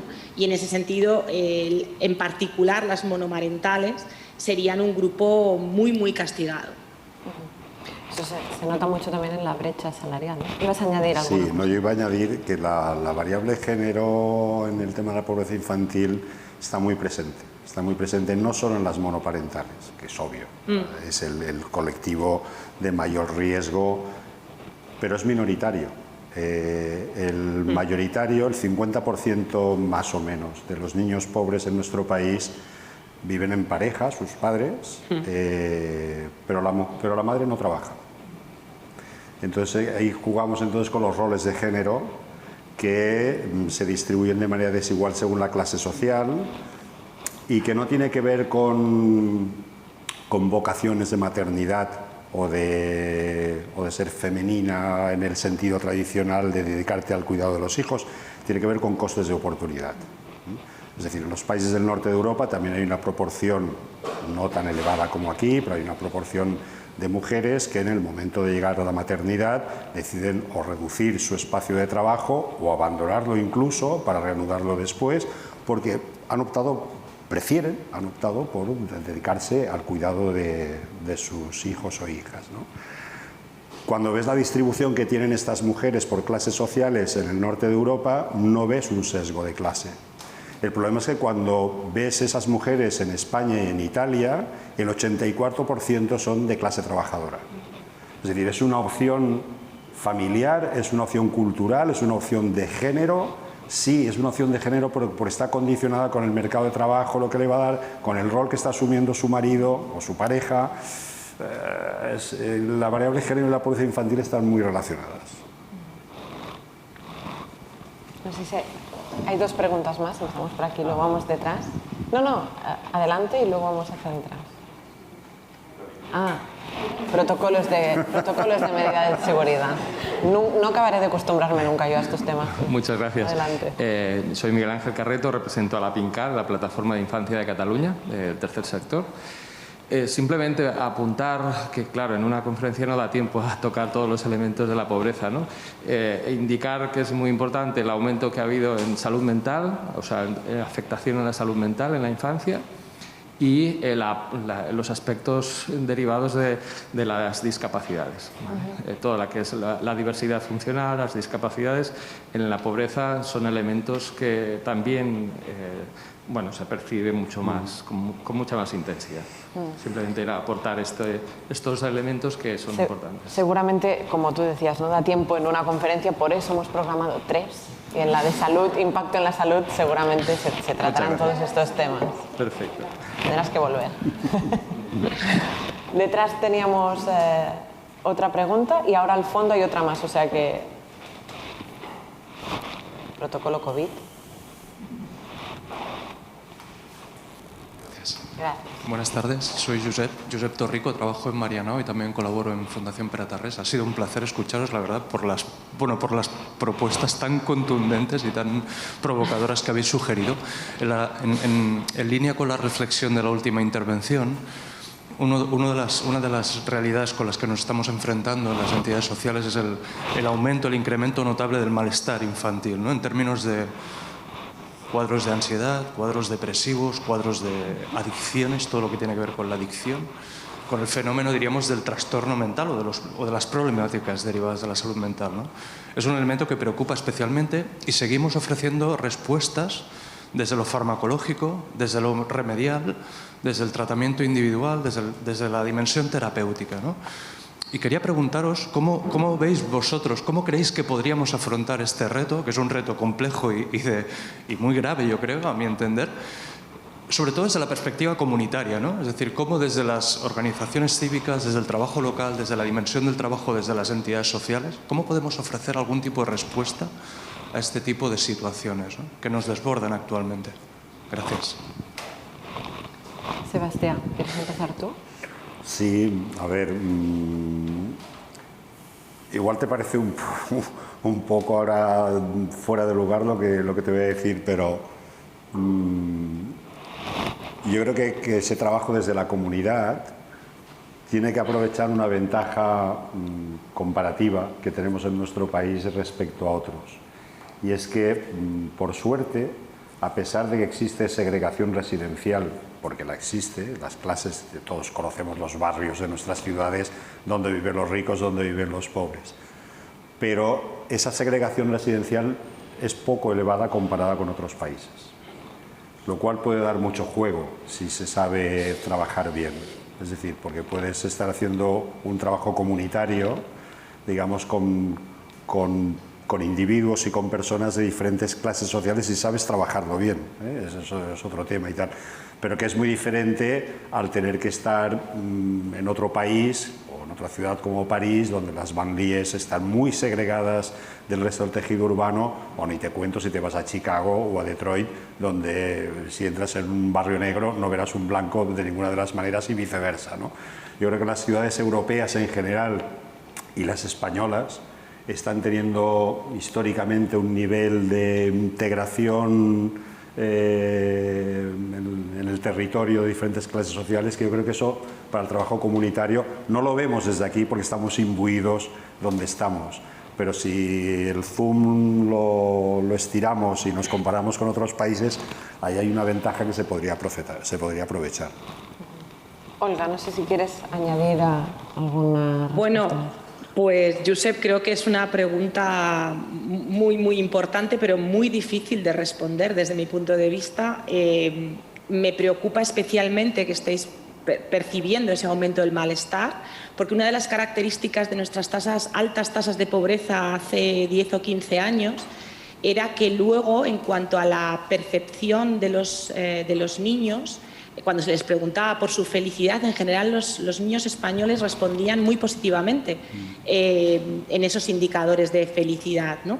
Y el aumento de este malestar infantil me parece muy preocupante. Yo no sabría decirte, es verdad lo que dice Sebastián, que nuestras ciudades son relativamente heterogéneas, pero yo creo que las dinámicas de nuestras ciudades están yendo hacia la menor heterogeneidad, de alguna manera, ¿no? Es decir, los barrios residenciales nuevos, donde están las familias con menores, al menos donde yo vivo, se están separando más, están siendo más segregadores, digamos, lentamente, seguramente.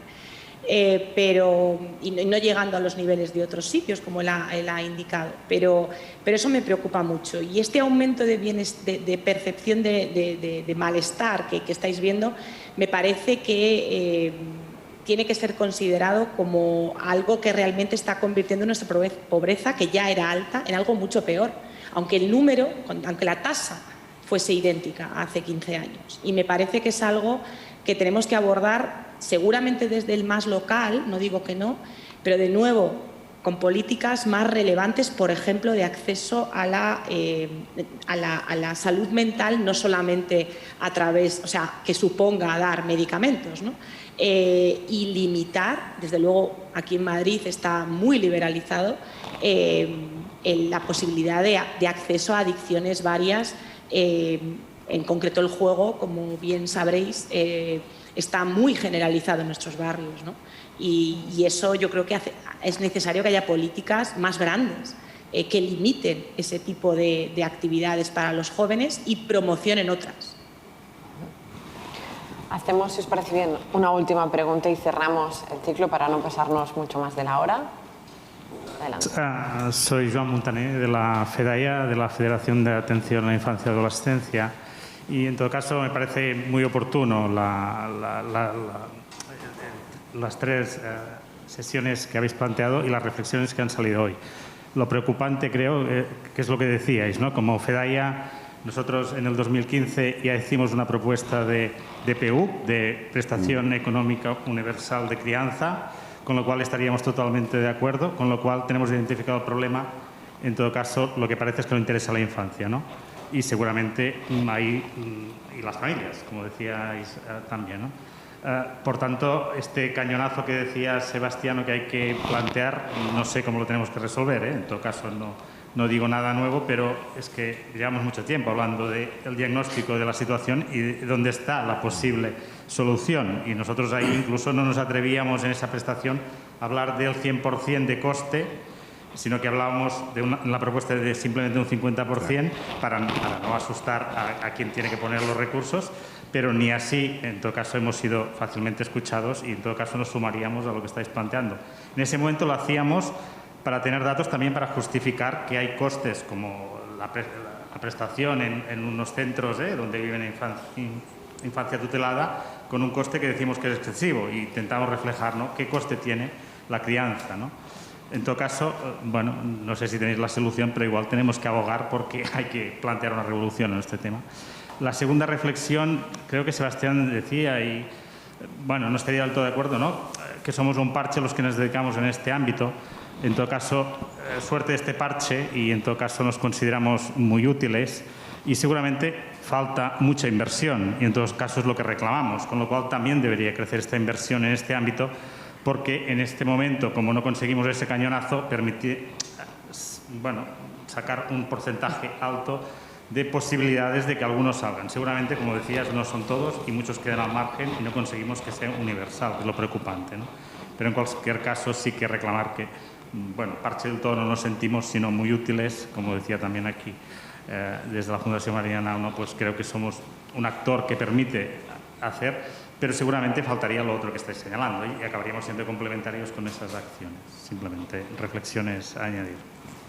Seguramente de las entidades están haciendo lo que los gobiernos no, o sea, están cubriendo ahí ese gap que hay para ayudar justamente a los más vulnerables. De tus reflexiones saco una pregunta final y si me podéis respondemos muy brevemente y así cerramos. ¿Por qué no nos escuchan, no? Si hace tanto tiempo que estamos hablando de este problema, si tenemos la pobreza infantil cronificada ya, ¿por qué? Y hay sobre la mesa diferentes propuestas desde hace tiempo, ¿por qué nadie nos escucha? Sebastián. Bueno, seguramente hay muchas razones. Yo creo que hay una falta de sensibilidad de la opinión pública y de nuestras élites. La infancia se ha empezado a convertir en un problema en la opinión pública hace 10 años o 15, como mucho 20, no más. Hasta entonces los niños no preocupaban y la pobreza infantil no preocupaba. Eso es un tema y curiosamente hay estudios que vinculan el desarrollo de la sensibilidad por el bienestar de los niños al arraigo y el desarrollo del movimiento feminista. Entonces, sí, el movimiento feminista fue el que empezó a sensibilizar sobre estas cuestiones y quizás España en este sentido no ha entrado a la misma velocidad ni en el mismo momento en el que entró en los países anglosajones, en los países escandinavos, el norte de Europa y tal. Ese es un elemento. El otro elemento tiene que ver más con lo que es la lucha política y yo creo que estamos hablando de problemas donde el efecto del problema, si lo intentan solucionar, es a medio y largo plazo. Y yo creo que nuestros políticos, me atrevería a decir casi todos, digo los nuestros porque son los que más conocemos, ¿no?, pero que se mueven más por intereses de periodo electoral. Es decir, ¿qué puedo hacer yo que en el término de 4 años, cuando tenga que volver a rendir cuentas, pueda demostrar que he hecho algo y que se ve un resultado? Cualquier cosa que plantees cuyos resultados sean de aquí a 20 años, o es un pacto de Estado que se hace entre todos los partidos políticos, porque eso entonces no se va a utilizar en la guerra, porque el resultado se espera a largo plazo, o si no, ningún partido se arriesga a hacer inversiones que tienen que ver con resultados que no podrá demostrar ahora. Y yo creo que eso es un elemento que pasa porque la opinión pública se sensibilice, porque nos presionen desde fuera y al final nos pongamos a trabajar. Pongamos a trabajar a las élites que hagan lo que tienen que hacer. Olga, ¿alguna reflexión final? Sí, me gustaría conectar un poco con la pregunta anterior, ¿no?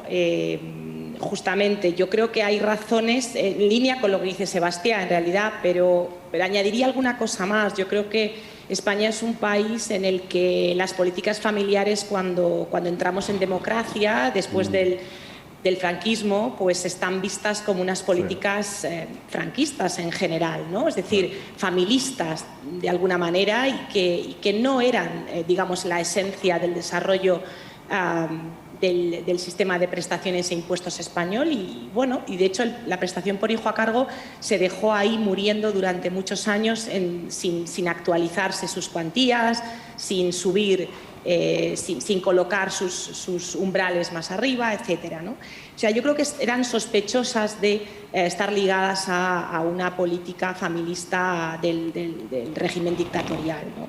Desde mi punto de vista. Y claro, pues evidentemente cuando tenemos unos ingresos que están bastantes puntos por debajo de la media europea, pues claro, si nos faltan 60.000 millones que recibiríamos, tuviéramos un sistema impositivo adaptado a la media de la eurozona, pues claro, tendríamos para muchas de estas políticas. Yo he hablado antes que eran 10.000 millones una prestación universal, ¿no? Y hablamos de 60.000, que es lo que nos cuesta, un poco más nos cuesta el sistema sanitario, unos 70.000 millones, ¿no? Y evidentemente creo que hay una falta grande de sensibilidad social generada, como digo, por esa falta de, digamos, de conocimiento de cómo funcionan las políticas públicas, ¿no? Fue muy llamativo cuando, es verdad que estaba muy mal diseñada desde mi punto de vista, el cheque bebé de Zapatero en su momento, oír a la gente hablar sobre él, ¿no? Y había una actitud, digamos, una política universal que le va a dar dinero a alguien que tiene mucho dinero. Esa era la reflexión, o alguien se va a comprar la tele plana con esa política, ¿no? Y nadie me ha preguntado lo que me voy a comprar yo con mi desgravación por mis hijas este año, ¿no? Nadie me lo ha preguntado. Evidentemente hay una poca sensibilización social al funcionamiento de esas políticas públicas, quizá porque no lo hemos sabido explicar, y hay que explicarlo mucho más, hay que hacer muchas más actividades como esta y más allá, ¿no? Entonces, es tanto culpa de la falta de explicación seguramente como de los prejuicios sociales de gran parte de la población, que ni siquiera se ha fijado que tiene una deducción por hijo y el que cobra la mitad que él no la tiene, ¿no? Entonces, yo creo que hay que hacer mucha pedagogía social en ese sentido, ¿no? Me parece que esto es muy importante. Y respondiendo a la pregunta, yo diría que las organizaciones que complementan todas estas otras políticas sociales más grandes tendrían que poner, digamos, dar voz a la idea de cuánto nos cuesta no hacer lo que tenemos que hacer. Porque lo que tenemos que hacer nos puede costar 10.000 millones, pero ¿cuánto nos cuesta no hacerlo en el futuro? Yo creo que esa es la pregunta clave. Olga Cantó, catedrática...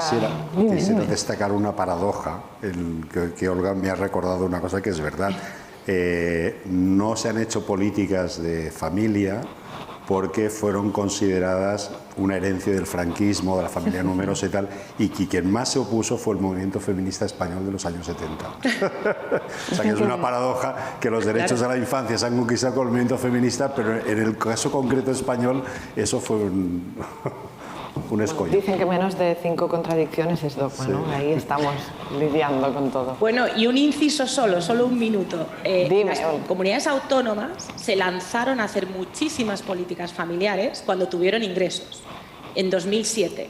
Y Cantabria tenía una prestación, por decir, me parece que fue Cantabria, tenía una prestación prácticamente universal del orden de los 100 euros para todos aquellos con base imponible menor de 70.000 euros. Es decir, casi universal. Por lo tanto, la falta de recursos también es una variable. No solamente que el político no quiera ver, porque el político sí quiere vender que hace una política al bolsillo. Yo creo que eso sí lo quiere vender. Pero es que necesitamos llegar a la media europea en presión fiscal desde mi punto de vista. Lo dejamos aquí, que podríais estar pasándoos la pelota toda la tarde y toda la noche, me da la impresión. Perdón, Natalia, gracias. No, para nada. Olga Cantó, catedràtica d'Economia en la Universitat d'Alcalá, Sebastià Sarasa, profesor del Departamento de Ciencias Políticas y Sociales en la Pompeu Fabra. Muchas gracias por vuestras aportaciones. A vosotros muchas gracias por vuestro interés. Nos vemos el día 16 en la siguiente conferencia, espero. Hasta entonces, muchas gracias.